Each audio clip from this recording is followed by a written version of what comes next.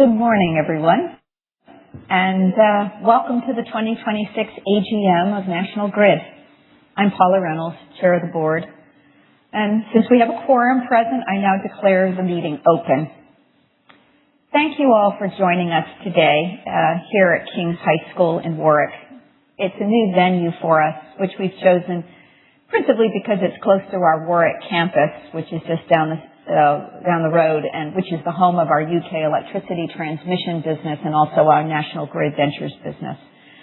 The venue, for those of you who've been with us in the past, you'll note that this is a bit smaller than ones we've used previously, which I think is more appropriately sized to the number of shareholders who do wish to be with us in person rather than online. So we thank those of you who traveled to be with us and those of you who are actually listening to this call, listening to this meeting online. One of the things about being here in Warwick is that this gives us an opportunity for our employees to join us in person and also for our board to visit some of our various operations. And just this morning, the board members have just been to a briefing around our cybersecurity, which obviously is something that's very much top of mind in this day and age. As set out in the notice of the meeting, the AGM is being held in a hybrid format, so shareholders have the option to participate in person or online, and we'll cover details on how everyone can participate momentarily. First, I want to introduce you to our board members, who are an extremely hard-working group of individuals. And first, I want to start with our CEO, who is here on stage. Zoe Yunovich joined us last year as the CEO designate, and so she was in the shareholder audience last year while our prior CEO, John Pettigrew, fielded your questions. Zoe officially took up the role last November 17th, and with several months of advanced preparation, she didn't miss a beat at the time of the transition, and I would say it was a pleasure to be the board chair when I watched two marvelous executives work so cooperatively on that handoff.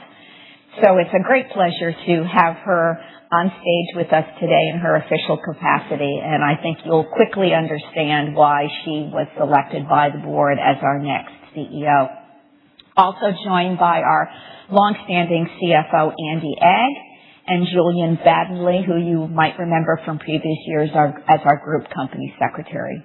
So now I want to go to the directors who are seated up front. I'm going to ask them to stand in turn so you can see them. And as I introduce each one, first, Jackie Ferguson, and then Ian Livingston, our Senior Independent Director, Ian Mackay, our Chair of the Audit and Risk Committee, Earl Shipp, Chair of our Safety and Operations Committee, which is a reformulated committee because of the nature of the amount of construction that we're doing, Tony Wood, who is chair of a new committee called our Responsible Business Committee because of all the challenges of sustainability, media, and reputation that we have to manage every day. And then Martha Wersch, chair of our People and Remuneration Committee, and again, a bit of a renamed committee, which is very much on top of talent and our people. Unfortunately, we have one director who was not able to be with us, Ann Robinson, due to some unforeseen and unfortunate circumstances. She sends her apologies. Last, there is a director who will be standing down because he's not sought a re-election by shareholders this year, and that's Jonathan Silver. Jonathan has served for 7 years as a board member, a very creative thinker who brought really unique perspectives to the board, and he's standing down because of other commitments. And obviously, we wish him well in his endeavors, which are very much in the energy space. Now, onto the order of business. First, I'm going to pass the podium to Zoe. We'll share a brief overview about the business in the last 12 months. Then Zoe, Andy, and I will take your questions, specifically on the resolutions or matters pertaining to the business. If there are pre-registered questions, actually there are a couple, we'll alternate those with live questions so that we get all questions and make sure we get all themes.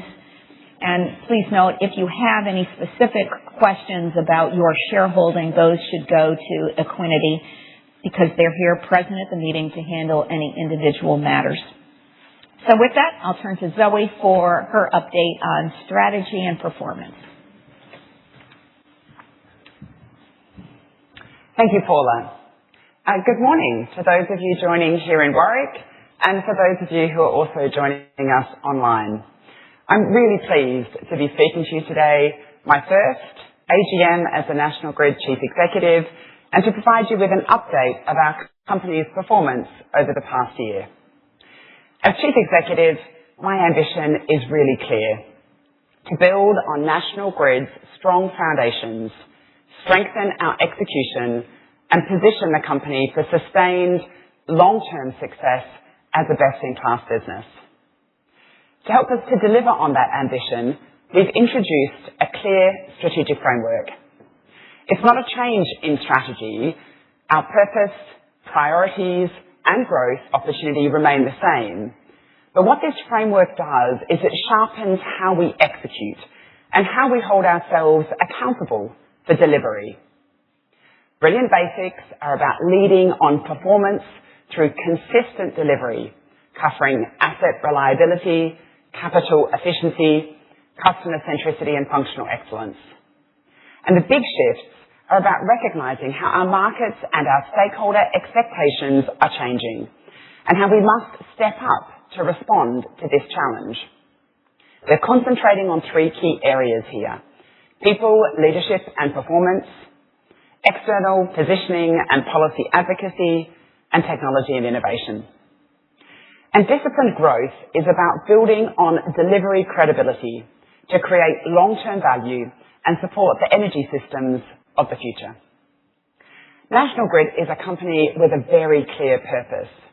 We bring energy to power possibilities.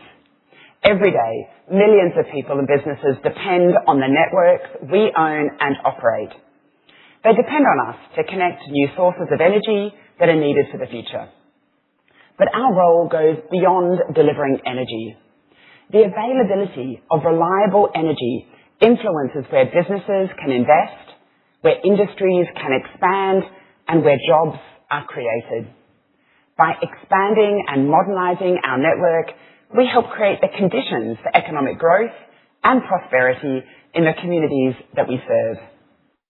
Our role is to get the most out of our networks today and invest to enhance reliability and support the changing energy mix, like the connections of renewables, to make sure our networks can meet the evolving needs of our customers.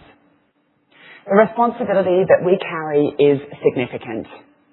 Delivering well requires operational excellence, prudent investment, and financial discipline. This year, we delivered a strong performance, investing a record £11.6 billion in our networks and other energy infrastructure. That's 20% higher than last year, growing our asset base by 10.9%. Underlying operating profit has increased to £5.7 billion, with earnings per share up by 8% at constant currency, in line with our guidance. And we increased our dividend by 3.8%, in line with UK CPIH inflation. This performance shows that we are delivering today while investing in a stronger future. Since becoming Chief Executive last autumn, I've spent a great deal of time across both our UK and our US operations. I've also spent time with regulators, governments, customers, suppliers, and investors. These conversations have reinforced my confidence in our foundations and the scale of the opportunity ahead, while reminding me that sustained success depends upon a relentless focus on continuous improvement. In the UK, over the next 5 years, we expect to connect up to 35 gigawatts of new generation to our transmission network. We also expect to connect 19 gigawatts of new demand. That includes demand from homes, businesses, transport, data centres, and industrial customers. These are large numbers, but put simply, the UK needs more network capacity, and National Grid has a central role in delivering it. Our task is not just to build new infrastructure, but to get more from the assets we already have, using technology and innovation to unlock capacity as efficiently as possible. In the US, we serve customers in New York and New England, where continued investment is essential to maintain safe, reliable, and resilient networks. Demand is also growing, supported by economic development and manufacturing, electrification, and data centers. As power demand continues to evolve, we're also exploring new ways to support large energy users with reliable and integrated solutions.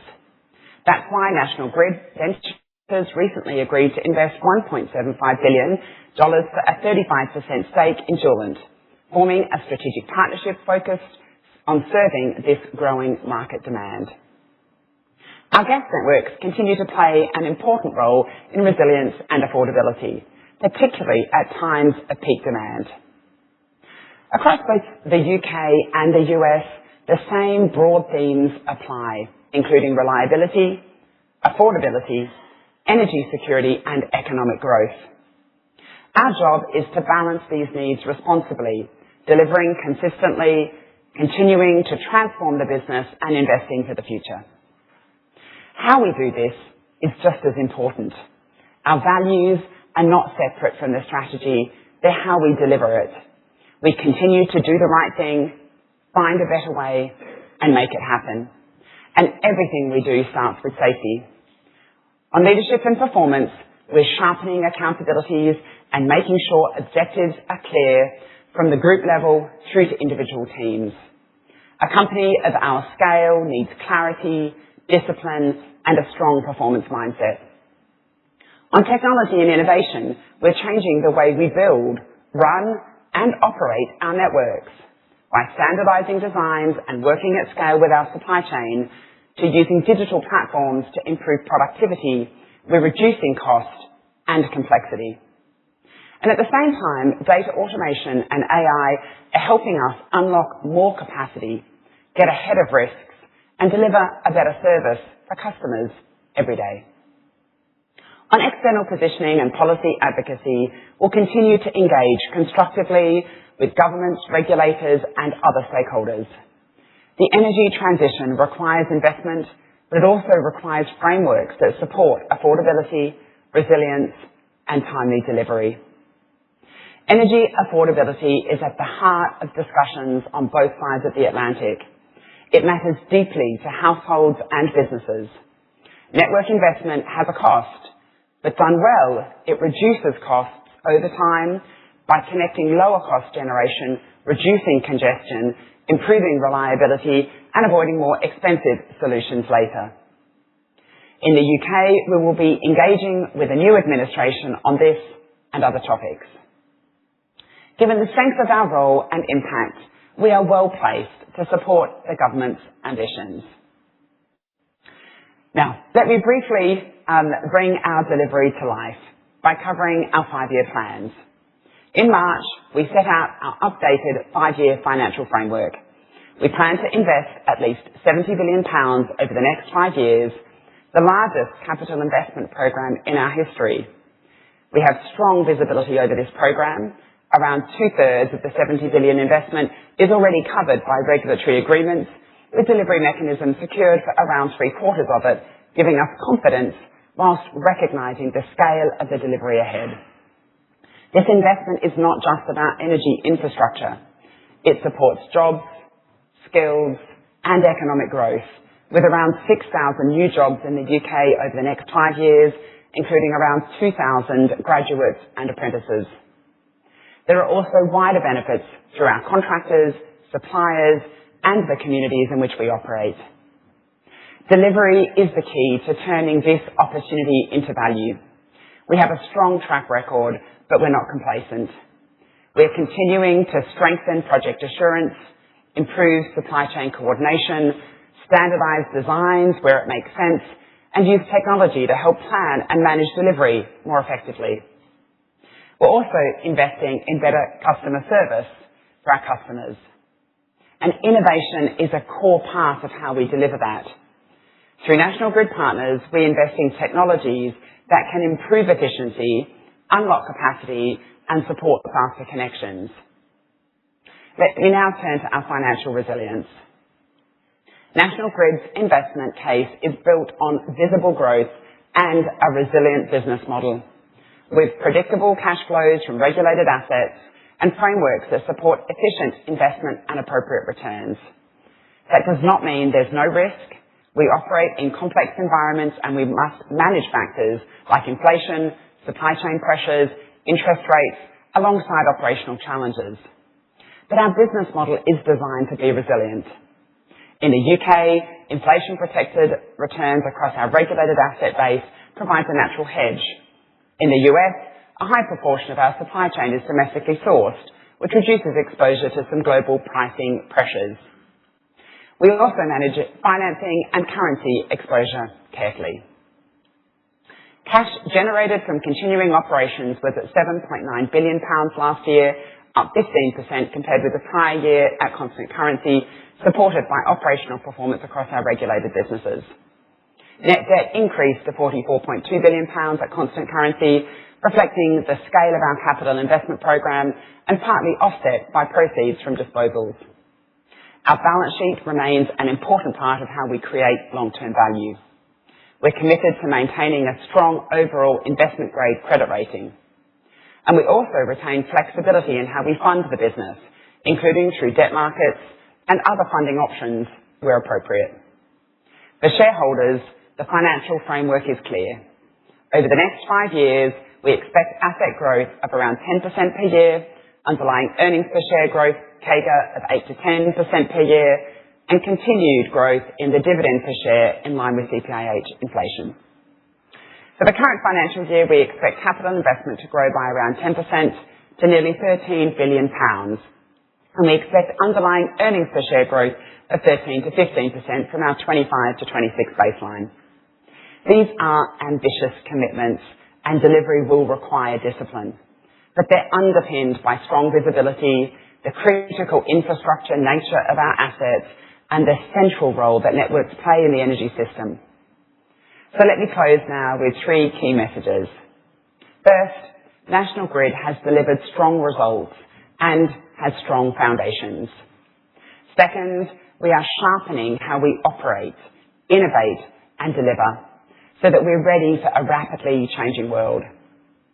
Third, the growth opportunity ahead is clear and significant, and we're investing with discipline to capture it. I'm excited to be leading National Grid at this important time.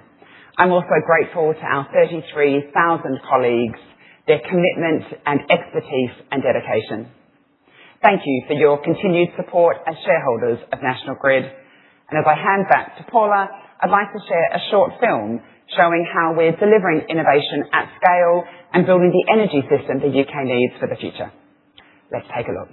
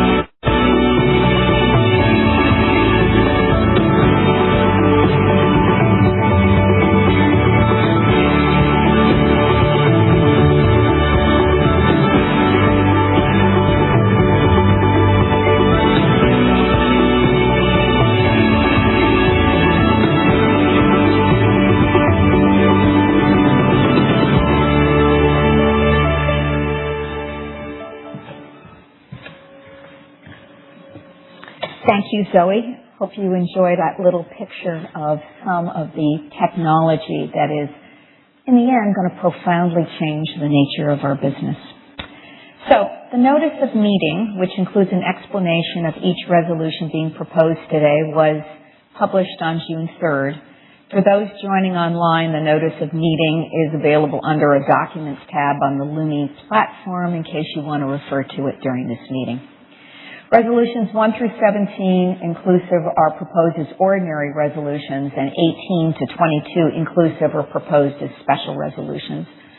The board is unanimously in favor of each resolution proposed and recommends you vote in favor of all of the resolutions.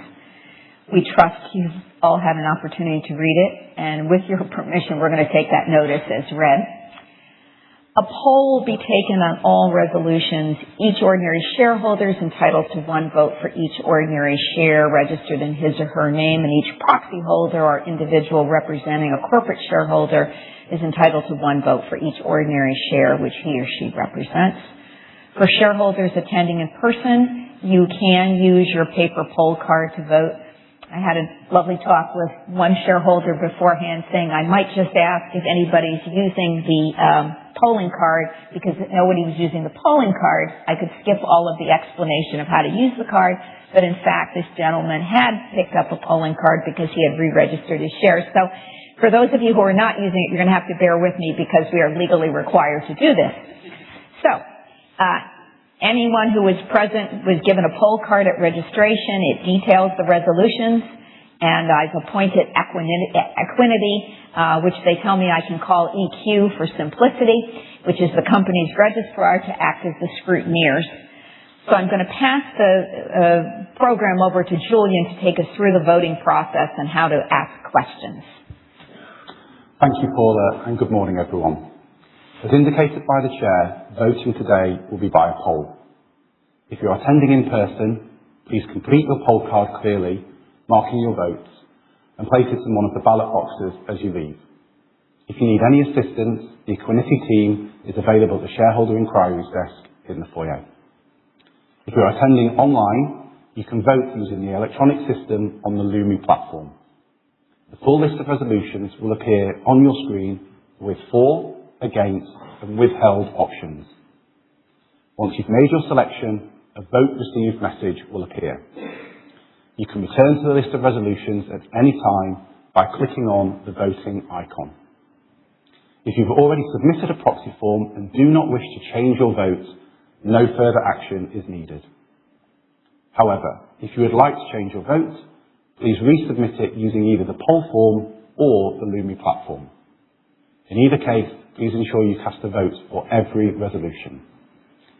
If you need any further guidance on how to cast your vote via the platform, then please refer to the instructions on the homepage or the user guide available on the Documents tab. May I remind you that a vote withheld is not a vote in law and will therefore not be counted. The poll will remain open for 15 minutes following the conclusion of the meeting. I'll now move on to the process for asking questions. For shareholders attending online, you can submit questions in relation to the business of the meeting through the Lumi platform. Click the messaging icon and type your question in the chat box at the top of the screen, then press the send button on the right-hand side to submit. We will try to group questions by topic and alternate between questions in the room and any registered online so that we can answer as many of your questions as possible today. If you're attending in person and have pre-registered your question, an usher will bring a microphone to you at the appropriate time. If you haven't registered a question but still wish to ask one, simply raise your hand and a representative will assist you. To ensure we cover as many topics as possible, please keep your questions concise and relevant to the business of the meeting. When speaking, kindly state your name and whether you're attending as a shareholder, proxy or corporate representative, and please direct all questions to Paula in the first instance. If you have other general questions about the company, but not related to the business of the meeting, I will ask you to kindly hold those questions until after the meeting business has formally adjourned. If you are participating online and you have general questions unrelated to the meeting, we will reply to those questions by email after the meeting closes. Great. Thank you, Julian. So the poll is now open for voting. And so we're going to move on to the Q&A of today's agenda. And Julian will help us coordinate this because he's got some pre-registered and questions coming in online. And if you'll forgive me, I'm going to go sit down because I think what we're really trying to do is have a good conversation. And I don't really need to stand here in direct traffic, I don't think so. Thank you, Paula. So starting with a pre-submitted question from Alan Mundy. So there are two questions here, so we'll start with the first. Given the arrival of a new Labour Prime Minister who has championed more public ownership of essential services, will you change the way you work with the government as a crucial part of UK's infrastructure? Maybe I'll start that and turn it to you, Zoe. I think Zoe captured it actually in her prepared remarks of we work with every government, we work with every regulator, and the fact that there's a change in government that's pending here in the UK, we'll work with the new government as well as we have to try to be as close as is appropriately possible. But Zoe, your thoughts? Yeah, I think I'd just echo that, of course, we will continue to work closely with government along with other stakeholders and regulators. It's a core part of our business and something for which we deeply value. I think the one thing I would say, however, is what we understand as the Prime Minister's policies emerge is that we actually have a lot in common on the trajectory that we are seeing. We can see the need for a broader resilience to the energy network that requires different sources of supply to be connected. But we also see a critical importance to drive the economic growth engine behind the UK and, of course, also in the US, but focusing on the administration here. How can we continue to ensure that energy policy helps to inform economic opportunity? And I think the grid has a substantial role to play there. The other thing I would say is, of course, National Grid is, in essence, across many parts of the UK. And so I think we have a real opportunity to really lean into every postcode, finding ways to prosper under the investment program that we're delivering and how we can deliver that energy resilience. So we look forward to continuing to work closely as the new government's policies are formed. And the second part of Mr. Mundy's question, there are two parts, and Mr. Mundy's in the audience. Thank you for being here. Given the concerns of people around the world about the threats of global warming, in your US operations, can you lobby Secretary Wright on our behalf, who has rolled back measures to combat climate change and has criticised the UK's commitment to net zero targets? And the additional point made today, can National Grid lobby the US Secretary of State on his policies as he has reversed sensible environmental policies? Maybe I'll start with that one since I'm the American on the stage here. And I think the first thing is that we have to be respectful in our various jurisdictions on the policies that are prevailing in those jurisdictions. And in the U.S., we do have a country at the national level and even at the state levels that takes a different view on, in particular, the use of natural gas for energy generation. It's interesting because this afternoon in our board meeting, we have some data on what's the composition of our rates in our U.S. jurisdictions, and that goes to the issue of what the generation sources are on the electric side and also our sources of natural gas on the gas side. And the fact is we operate in regions that are heavily dependent on natural gas for both heating and power generation. So we have a bit of a delicate balance here, while on the one hand, I think all of us, hope for a more verdant world where we are taking steps to do our part around climate change. We also have to be sensitive to the fact that we operate in places where the alternatives to, for example, fossil fuels are less obvious. So Zoe does meet with Secretary Wright from time to time. I don't think you've met with the U.S. Secretary of State, and probably given his other responsibilities right now, he might not be high on his agenda of meetings he would take. But I'd like to think that we do try to be extremely thoughtful in the way we approach the fact that we do want to be responsible stewards of the environment, but that we also have to be respectful of the differences in the business between the two countries in which we operate. So with that, if you want to... The only thing I would add is, of course, our regulated business in the US is predominantly regulated by the states. And so whilst we do, of course, have interactions at the federal level across some of our interconnectors, the majority of our conversations on regulated approaches is in the state of Massachusetts and New York. And I think you'll also see the governors of those respective states have shifted to what's called an all-of-the-above strategy, which I think echoes Paula's comments around the criticality of understanding how to balance affordability in the regions with the security of supply and the sustainability objectives. And that is indeed a trilemma, as we describe it, in constantly iterating for the optimum outcome. We move to a question in the room from Mercy Ross. Thank you for your question. We've been asked to pose this to the panel. National Grid is involved in the Philippines. What capacity is National Grid involved in this country? Shareholder explained that, Mrs. Ross, explained that a family is suffering in that jurisdiction, and we need to justify questions to her family. Yeah, it's actually my understanding that there is a registered company in the Philippines which is called National Grid Philippines. It is of no connection to National Grid that we are here representing. And so I'm sorry to hear that your family is suffering. Unfortunately, it is not part of our company accountability. It is a separate company entity. Yeah. And now move to a question from the floor from Mr. James Hewitt. Good morning. I've already spoken to the Chief Executive about the first question. I've got two. The risk of drone attacks is critical to national infrastructure and, of course, to our company's infrastructure, transmission lines and transformer substations. The threat seems to be increasing. Does the company plan to respond to this? And because it jeopardizes the capital value of our company's assets and the related flow of revenues. And if so, how? I know you've met with government on this very issue, so I'll just turn that to you. Thank you, Mr. Hewitt, for the question. I think right now I can certainly share that we are not complacent in any way with respect to both the physical and cyber risks that are exposed to our assets. Paula mentioned that our board has been this morning to our Cybersecurity Centre. Under the principal risk that you see in our annual report under physical and cybersecurity, any threats, including things like drone attacks, are embraced under that holistic risk.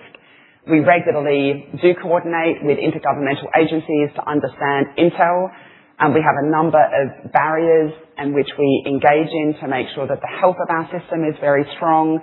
And we regularly also conduct crisis exercises where we role play in the event that some of these attacks happen, how we would go about responding to ensure the resilience around emergency planning. So super question. We don't at all remain complacent. Lots of work to continue because it is, of course, an evolving threat landscape. Indeed. Second question, partly covered as well about data centres and Juland. Yeah. In the announcement of the recent investment in Juland, our company mentions its aim to connect more than 5 gigawatts of data centre demand over the next 5 years, both in the USA and the UK. How is this compatible with the climate emergency? By how much would that demand increase electricity prices, worsen fuel poverty, and jeopardise the shift from fossil fuel towards electricity as a direct source of energy? And the third one, does our company plan to indemnify itself against complicity in harms which both this and those who use data centres may cause?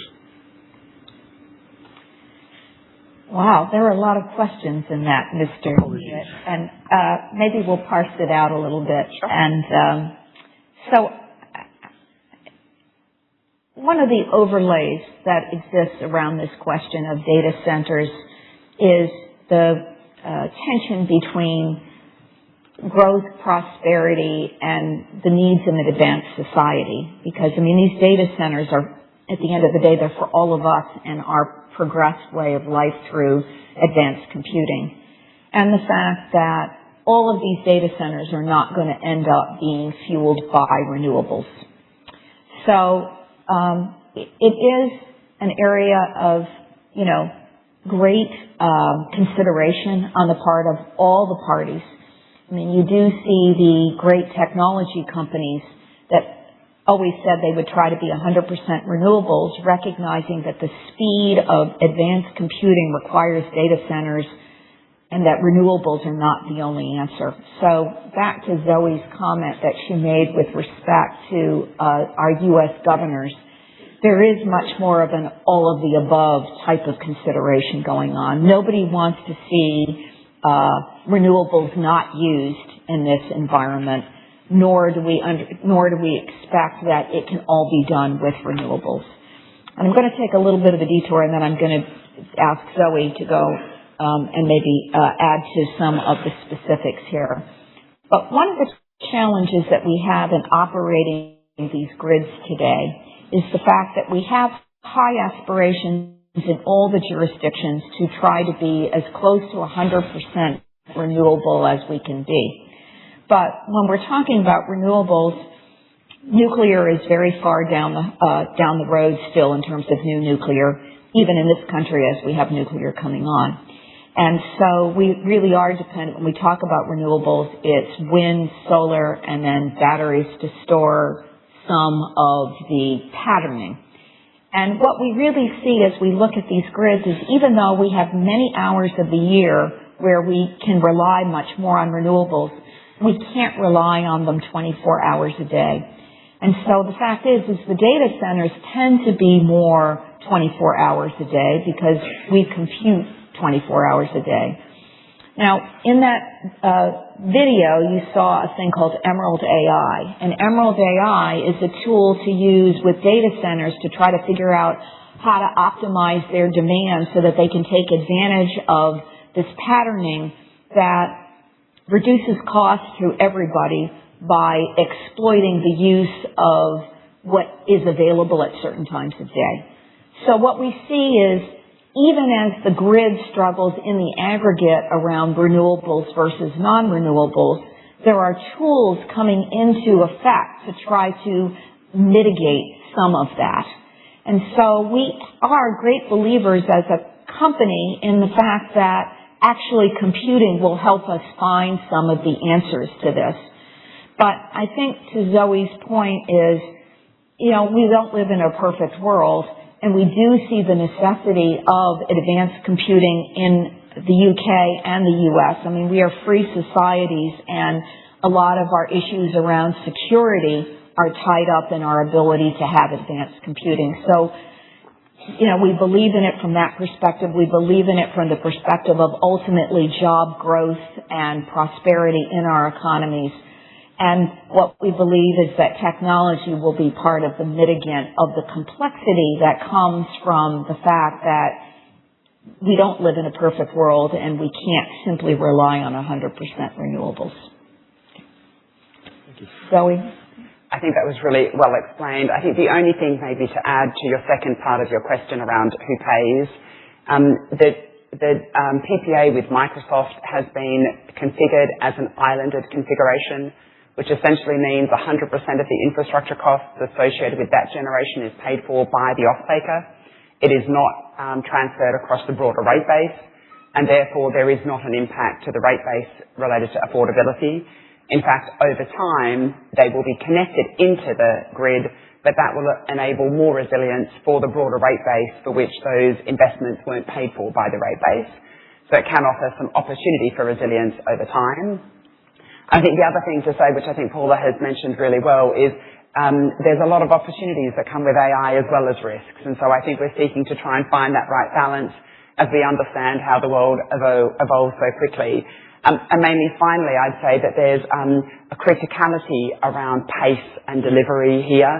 And so the opportunity to deliver something quickly that enables the data centers to get up and running is what provides that compute power and energy that enables us to deliver all of those technology optimizations back to the grid. So a super question. So thank you very much, Mr. Hewitt. Thank you. Thank you. Next, we have two linked pre-submitted questions from Ian Crowther. So number one is, how many times in the last year in the UK have National Grid been fined for working without a permit? And secondly, how much of those fines cost National Grid? I'm going to pass that one directly to you, As Zoe. it turns out, I'm pretty sure Andy would like this one. Andy, Okay, yes. thank you. We'll get Andy's voice in there. No, thank you, Mr. Crowther. This question, I think, relates to our electricity distribution business in the UK, which is the main business where we're out working in the streets in this country, and therefore subject to sort of these fixed penalty notices. The reality is, yes, we do experience this a number of times through the year. The vast majority of those times, probably more than 90% of the occasions, is when we're responding to emergencies or to faults on the network, where ultimately it's just more of a timing thing that our crews need to get out as quickly as possible, and sometimes that happens before the permits are made available and official to us. Financially, it's a very small exposure for us, so it's not significant in terms of our results. What I would say, of course, is that as an organisation, we will continue to look to be as compliant as possible, and if there are areas we can continue to improve the permitting process so that we can reduce the number, we will continue to do that. Okay, now we go to the room to Mr. Adrian Berry. Good morning. Adrian Berry. I live here in Warwickshire and out in the countryside, and we have lots of farmer friends. Many of these farmers have non-productive land and lots of barn areas where they can fit solar panels. And some of them have tried to do this, but have been told that they are too far from a connection point to be able to be connected. So the question is, what technology is being developed to allow this sort of moderate size solar farm to be connected in? Because you multiply that by a couple of hundred farmers and suddenly you've got a lot of capacity coming online. Thank you. Thank you. You want to go ahead? Yeah, I can have the first go. Thank you very much, Mr. Berry. A great question, and certainly it's on our minds as we look through the discussions on our ED3, which is the next update to our distribution rate case. There's a lot of conversations around how we can navigate solar, both at the residential level, but also I think as you get into that kind of small to medium scale, it's an opportunity that we embrace because we see that flexibility that comes onto the grid as being a way to which we can optimize and perhaps reduce the overall capital investment. But as you point out, it still does require some infrastructure to be built to enable the connections to come forward. The way we manage connections is very much in consultation with both Ofgem and the government. And so we ensure that the connection queue is very visible, and then we go through a process supported by NESO as the primary connection arbiter that makes a decision on the pace for which each connection then comes to life. And so I think the pace of connection is always something that we're working to improve, but that is something that's done via NESO in consultation with government and with the regulator. Now, if I might add one comment, one of the things that is going on within the context of this case ED3 is the issue of what's the trade-off between enabling individual customers to either have more electrified end uses or send generation into the grid versus the need of the distribution grid to be upgraded for all customers for all time. And that's a very difficult trade-off because to go from maybe your example of somebody trying to sell power into the grid, you could generalize that to anybody who also wants to take more power off of the grid because they're creating an electrified end use. Well, the connection queue issue in some ways is the same. You have to figure out if there's enough capacity in the distribution system to accept that. And the fact is the distribution system was never designed for that. It was designed at lower voltages for homes and businesses that use far less power than, in fact, most homes and businesses are using today. And so part of what government is looking at in concert with all of the distribution companies is this issue of how much capital should be allocated to beefing up the whole system versus how much should be devoted to individual connections. And so, can't speak to your local area. I mean, Zoe would certainly be glad to get with you afterwards to hear a little bit more in detail. But it's farmers and it's solar and it's customers and EVs and heat pumps all saying, individually, this would be a good thing for me. but the system has, at some point, have to be upgraded to be making this available not just for next year or the year after, but for decades to come. And I think that it can be unfortunate in your area if, in fact, you're precluded at the moment, but there is a larger landscape here across the country that the distribution systems, the lower voltage systems, were not designed for what the future is, and we do have to grip that in terms of our planning and the approach that's taken. Thank you, Paula. So we have a final submitted question in the meeting, and then I think there are two other questions from the room. So if you could raise your hands and we can make sure a microphone is with you. But from Christopher Vermont, National Grid has been harshly criticised, including by the Inspectorate, for failing to consult meaningfully on the Norwich to Tilbury transmission project. Is the board curious in such circumstances? What steps does the board take to ensure consultation is not just performative? Will the board independently engage with communities that say the National Grid executive is not serious about going beyond the statutory minimum? I guess I will take that one since it's really about the board's engagement. And the board has been very engaged about engagement, I will say. And I think it manifests itself in several ways. First of all, we're not impervious to the criticisms that can be leveled against the company at times of consultation. And that there is, in parts of the country, there is really an antipathy towards seeing infrastructure built in areas. So we're very aware of that. Actually, the board sees daily clippings, so we see what the temperament of the public is at all times. So, of course, as an active board, as I said, this is a hard-working board, questions are asked periodically of exactly what's going on with consultations, and we have tracking mechanisms on how they're going. But even at that, that's still a step removed. The board has done trips out with the team in strategic investments, led by our head of that organization, and we've gone out into the field. We've met with customers. We've met with the people that we have doing engagement, and we've gripped what the controversies can be. So we are very, very aware. Now, I will say this issue of whether consultation is, performative, to use the term, is we do two layers of consultation. We do a non-statutory process, and that's where a lot of community input is gathered before we even come up with defining route options. And that's not required per se. It's the statutory one that's the one that ultimately leads to the permitting process. So we take a first stab at it to see if we can get the kind of community engagement and support. The second thing that we do that is, perhaps not unique to us, but it is, in a sense, highly unusual across the industry, is we do use automated tools. We use 3D modeling where we can actually show anyone who's going to be affected or any member of the public what the placement of our infrastructure is going to look like, including from their living room window. In other words, the tool is that good.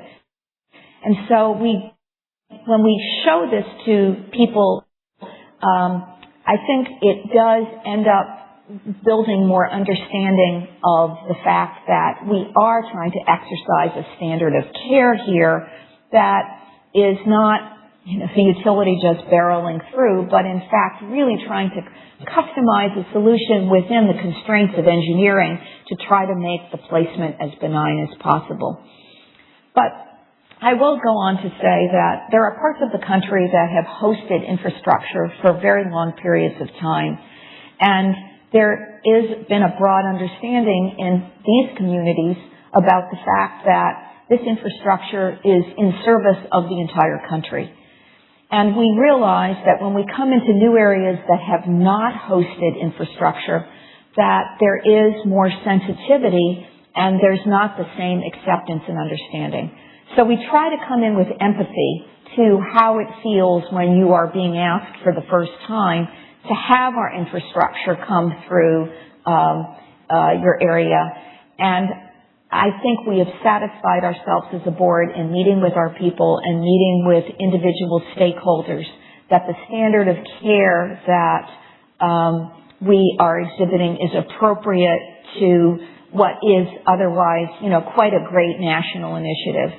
The fact that all of our permitting that we've submitted so far that has been through the process has been granted, I think speaks to the fact that government has satisfied itself that we've met not only the statutory requirements, but in fact that we have met the requirements in terms of what society expects of us in terms of quality engagement.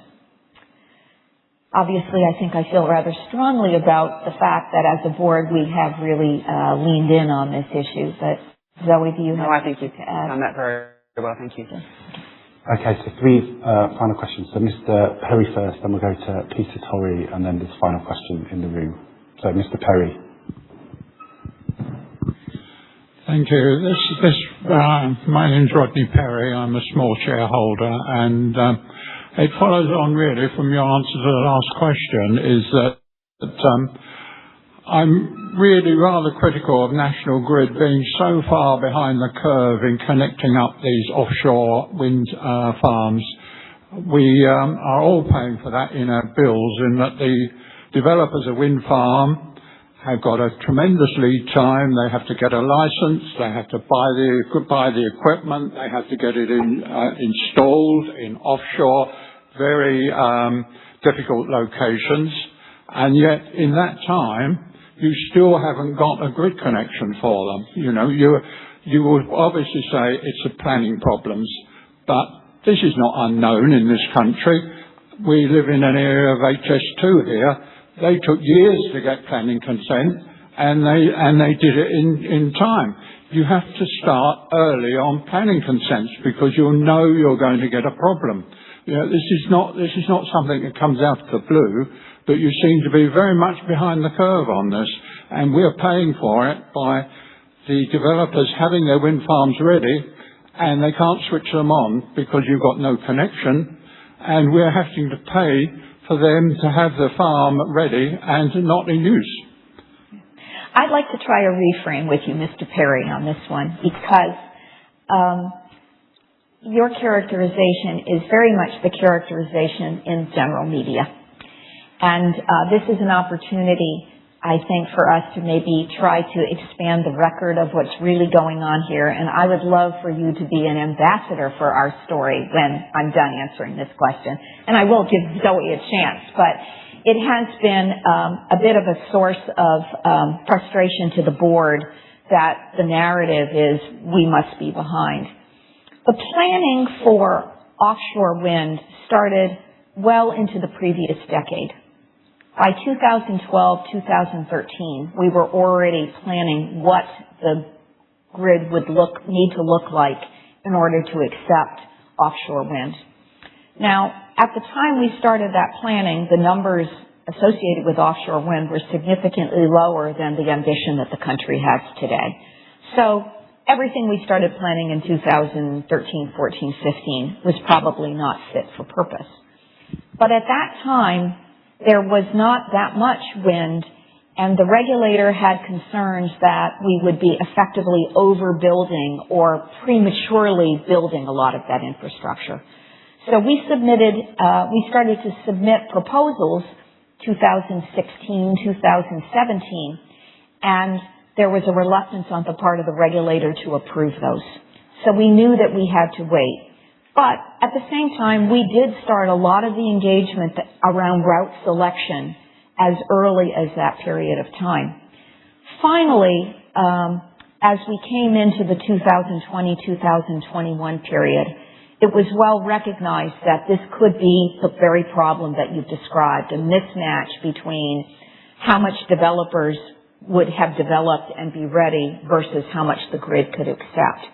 And so we entered into an agreement with the Ofgem for an accelerated strategic investment program. And that's what is, in fact, proceeding today, and much of the £70 billion that was described by Zoe is part of that program. And so, starting really 5-6 years ago, much of that permitting started. So yes, we were structurally going to be a bit behind because the regulator said that's going to be okay. But then something else intervened, which was government doubled down on its commitment to how much offshore wind it would acquire. And of course, it holds auction rounds every year. And so these auction rounds became larger, which would accommodate larger wind farms, larger projects, and projects that would also involve us and the Scots in terms of trying to create an overall infrastructure. So as a practical matter, you had something else going on, which was government said more. So what we were designing and starting was not going to be sufficient and more had to be designed. And so, you know, we live in I have to say it again, we live in an imperfect world, which is we are accelerated to try to meet a 2030 deadline that government has imposed. Everything will probably not deliver in that period. But government also made a decision that said if you can, if your farm can begin to produce, you can send into a grid on an as-available basis. You might not have firm capacity. So this idea that there are wind farms that are spinning that could spin and they're not getting into the grid is a little bit of a false narrative because, in fact, they can deliver, they just can't deliver all the time because the system gets congested. And so part of what is going on with our program now is the relieving of these congestion costs. So yes, you pay a bit for congestion, we pay a little bit for congestion now, but over the course of this multi-year period, that congestion is all being relieved. And so, you know, I think if we all had perfect foresight in 2013 as to what would happen, we would not have these circumstances today. But I think it's harsh to suggest that we are behind when we have exercised, I think, an extraordinary amount of due diligence against the changing appetite of the country to have more of the resource. And I think per the earlier conversation, yes, it's true, we're very well aware of permitting, but the total scope of what we've had to build and where it had to be built has definitely evolved over time as the sheer amount of wind and the location of the wind has taken place. Last point I would make is government has decided that in the future it's going to have a spatial plan so that it designates where you can develop relative to where the infrastructure is rather than you get to go anywhere and the infrastructure has to meet you. And so in the back half of this decade, I think we will not have a repeat performance of what appears to be the case. But I just want to assure you, this company has bent over backwards to plan well in advance, but there has been a shifting picture about what we would have to connect. Thank you. Nope, I think that's very well explained. Thank you, Paula. The point you made was something that I was going to ask is what influence do you have on the position of these loads? I know you've got congestion in various parts of the network. What authority do you have to suggest that these big data centers are built nearer the point of generation rather than in the middle of the cities where there's a lot of demand already? And what influence on government do you have over this? Yes. Well, we've submitted a map to the government, which is showing where data centers could best be located, where we have infrastructure already. And as you would expect, it's not in the cities. It's much more around, for example, former power plant sites that have been decommissioned where the transmission infrastructure is still in place. And we have urged government that to the extent that they want to expedite some of these connections, these locations would be better. So I'd like to think that we are influencers of that, but obviously not our decision to make. I mean, the only thing to add, I think, Mr. Perry, is we've got 4 AI growth zones in our jurisdictions. These are areas that we've been able to identify has capacity, to sort of Paula's comments. We've been working with government related to that, and now we're working with the suppliers of data centers to actually enable or to facilitate the growth in those locations for faster connections. And we've had many examples. We shared one, I think, on the video of how we see that actually accelerating the opportunity for that connection. And we see that as really beneficial because the data center capacity that's connected also helps us to reduce bill pressures and enables an affordability opportunity as well. So it's a win-win. So we just moved to our two final questions in the room. So the first is from Mr. Torrey. If you could just raise your hand. Thank you. Thank you. Good afternoon, board, my fellow shareholders. Peter Torrey from Hendon. If anybody doesn't know where Hendon is, shame on you. Individual shareholder from the outset. I've listened to the conversations going on here. It's interesting. First of all, thank you for the venue. I came on the bus, the coach from Victoria Coach Station at 7 o'clock this morning, thinking getting off at Parkway, I'm in the middle of nowhere. Anyway, I've used my initiative because I've got grey hair. I found my way here by jogging, plodding, walking, taxis. A bus gave me a lift halfway here and somebody else told me how to get here. And I know how to get back into Warwick, apparently, to see is to believe. A couple of comments on what's been said. Excuse me. Yes, interesting venue, much more convenient in London, of course, living in London. Well, you never please all the people all the time, like I've never seen Coronation Street, I've never seen Dead Enders, and I've never had a credit card in my life, and I filled in the poll by using a pen and paper. I've still got eyes, and I've still got a brain. Let me get to my point. Something was mentioned earlier about the future and planning. A marvellous film made in 1977. Miss Paula, you will know this person. The younger ones haven't got a clue what I'm talking about. It was with Edward G. Robinson and Charlton Heston.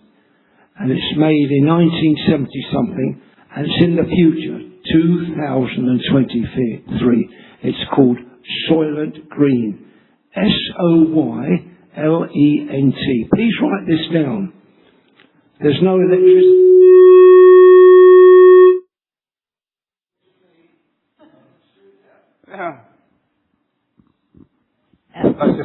Somebody's going to give you a I'm back on the air. It's okay. Yep. Yeah. I never thought I would see the year 2023. It's been and gone. Please, ladies and gentlemen, do watch it. It's very, very sobering. S-O-Y-L-E-N-T. Edward G. Robinson was actually dying and filming. When they finished 3 weeks later, he died. It really is quite frightening and sobering. This is the future. It's like in the film The Fly, 1958, Vincent Price. Mr. Torrey, do you have a question? Yeah, it's mentioned about the flat screen. Look what we've got now. What I'm just saying is, we've got to be cautious about the future. The technology mustn't overrun us. That's all I'm saying is, it has its good points, it has its bad points. For me, I can live quite comfortably without the technology. But in conclusion, slightly humorous, please arrange the next meeting when there's racing on at Worcester Warwick Racecourse. I like horse racing. I want to say thank you on behalf of my fellow shareholders to express again our appreciation for what National Grid does. We do take it for granted. I know I'm saying the same thing every year. We come home, we put the switch, the light comes on, we flush the toilet, it goes down a hole in the ground. We do take it for granted. And when there is the occasional power failure, everybody goes crazy. If you go to Bakersfield in America, you look at the wind farms going around, not hundreds, I believe there's thousands of them. It's very, very impressive. They're way ahead of the game. So if we're going to take the future, let's get on with it and do it ASAP. Thank you very much. I appreciate your time and listening to me. Thank you. Thank you very much. And I will say that Zoe and I were in a meeting a while back with an elected official. And Julian, may I use your phone here as a prop? Thank you. And he said that people stopped him on the streets because he was well recognized. And they'd say to him, how do you feel about these data centers? And he said, and I would do this. He said, I take my phone out of my pocket and I say, we need data centers because of you and me. But I think what we can say is we need data centers because of everybody, but you don't need it for this. because you are managing to navigate in the society without all of the technology. But as you say, we need to be cautious about the future, but we need to provide for the future. And so thank you for your remarks. And the final question, I believe, question point number 1. Thank you very much. Thank you. Richard Crump, small shareholder from Warwickshire. Apologies if this has been asked or something similar has been asked previously, but I've only recently arrived. What would the board's strategy be if in a couple of years Farage gets in and upends or destroys everything we've all been working towards for the last 15 years in terms of climate? Have you begun thinking about that possibility yet? Well, I kind of go with Zoe's question, which is we work with every government that comes to power. And yes, we've given consideration to the fact that if a reform government came in, it could be some rather material changes in energy policy. So we are not without scenarios that we consider as a board. Yeah, I mean, the only thing to add is that we do have a number of our staff who attend all of the various political conferences. Of course, once you're in government, you get access to a lot of information and briefings. But we do think it's important to make sure that all of the political parties, as they evolve, have access to important information. So as they start to develop their campaigns and they develop their public policy, they are well informed with the same information that may otherwise be available to government. So we do make sure that we engage prior to elected officials coming into place. So you have the ability to nudge? But I wouldn't say nudge. I think what we seek to do is ensure that we provide the right information, at least from the data sources that we have, that help to inform, we believe, strong policy. Thank you. Paula, that concludes the questions unless anyone in the audience raised their hand. Okay. All right. Well, I think we can bring this Q&A session to a close. I thank everybody for their questions and interest. If anybody hasn't registered their vote, please do so. Summary of the proxy votes cast in advance of this meeting is going to be on the screen in a second. And of course, these figures are preliminary. They're going to be reviewed by the registrar after the meeting, including any votes cast today. It would appear all resolutions have been passed, as shown on these slides, by a very substantial percentage in all cases. So we're very grateful for the support of shareholders. We will publish the final results on our website. We'll announce them in both the London and the New York Stock Exchanges as soon as the final tabulation is done.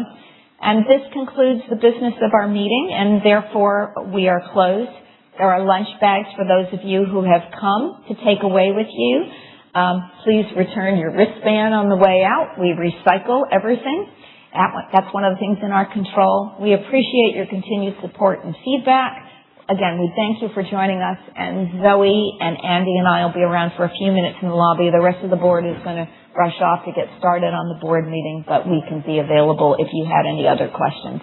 Thank you so much for being with us today, and thanks for those who came in on the Lumi platform as well. Yep.